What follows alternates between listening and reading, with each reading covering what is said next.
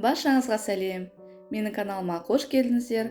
Бүгін сіздермен қуырылған донердің рецептісімен бөліскім келіп отыр. Видеоның соңына дейін қарап, каналыма жазылуды ұмытпаңыздар.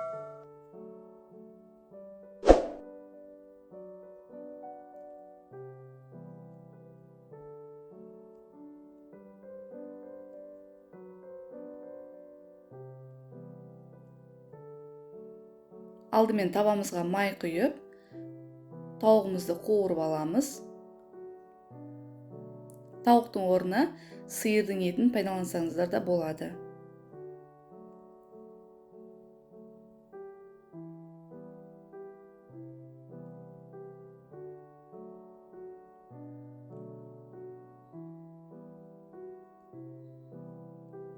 Дәміне қарай тұз саламыз.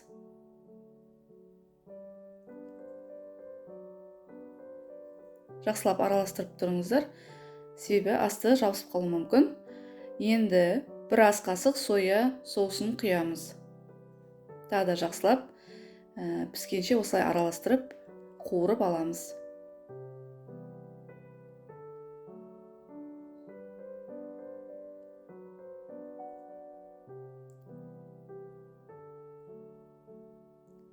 Содан кейін фриімізді қуырып аламыз.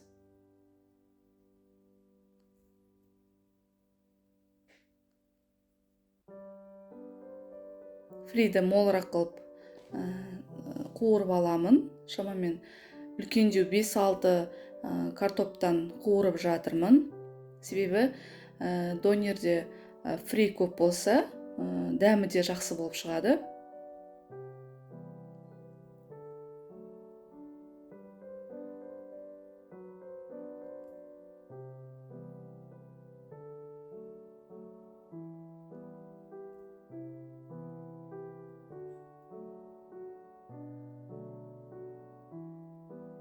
Мен фриімді қуырып алдым. Енді көкөністерімізді турап аламыз. Менде қияр мен қызанақ. Осылай турап.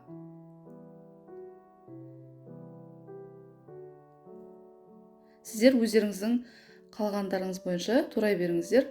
Мен осылай турап шықтым да, содан кейін 2 бөлікке осылай бөліп турадым.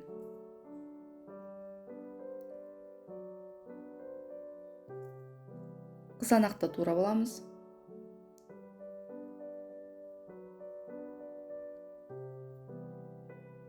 Негізі салмасына да өздеріңіздің қалағандарыңыз бойынша салмаларын салуларыңызға болады. Менде мысалы көкөністерден қияр мен қызанақ болса, сіздер мысалы болгар бұршын қосуларыңызға болады, ірімшікте қосуларыңызға болады.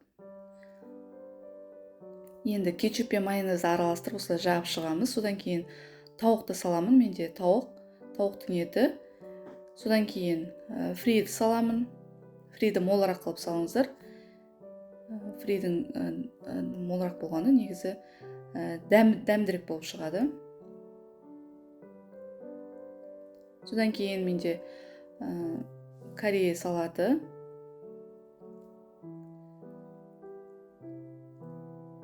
Біріншісін орадым, енді екіншісін жасап жатырмын. Осылай майонез бен кетчупты жағып шығамыз да. Тағы да үстіне тауығымызды салып, фриімізді салып, корея салатын. Содан соң кішкене тағы да майонезді салып, орап донеріміз сонда дайын болады. Негізі лаваштарыңыз сапасыз болып, кейбір лаваштар сапасыз жыртылып кетуі мүмкін да. Сондықтан бір лавашпен осылай орап алғаннан кейін үстінен тағы да екінші лавашпен орап жасауларыңызға болады. Сонда ішіндегі салмаларыңыз шығып кетпейді.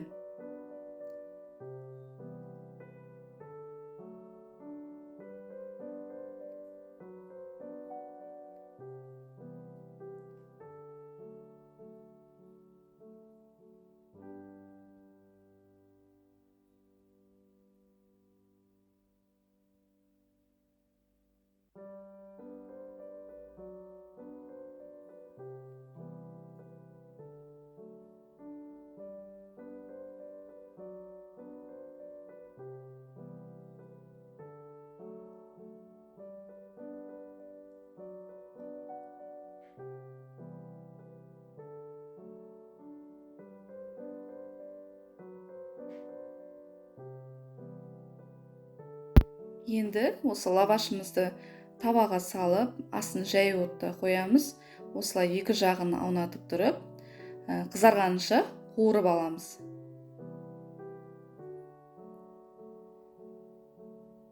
Негізі артынан да клярға ешқандай аунатпай, осылай тек табаға қуырып жей берсеңіздер болады. Содан кейін кляр жасаймыз. Ол үшін бізге ұн қажет болады. Содан кейін бір жұмыртқа жақсылап осылай араластырамыз.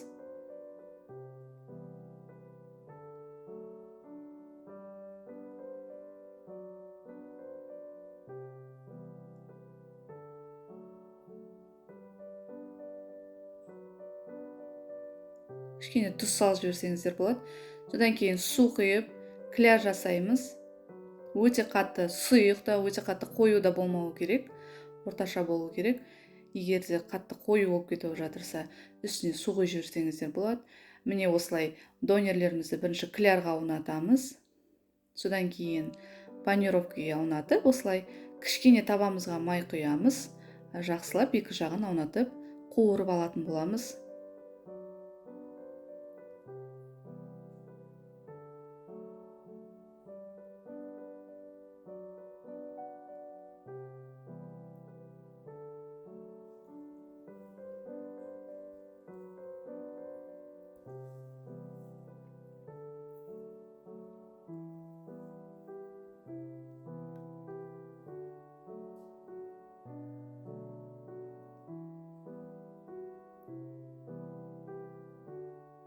Екінші жағын аунатып, қызарғанша тағы да қуырып аламыз.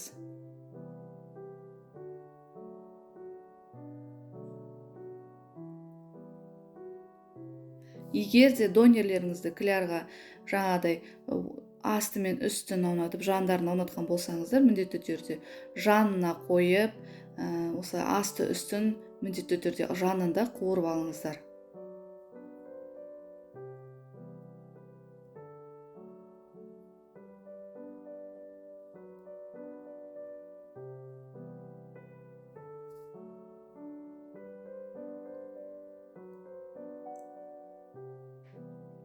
Міне осылай жанын қуырып алыңыздар.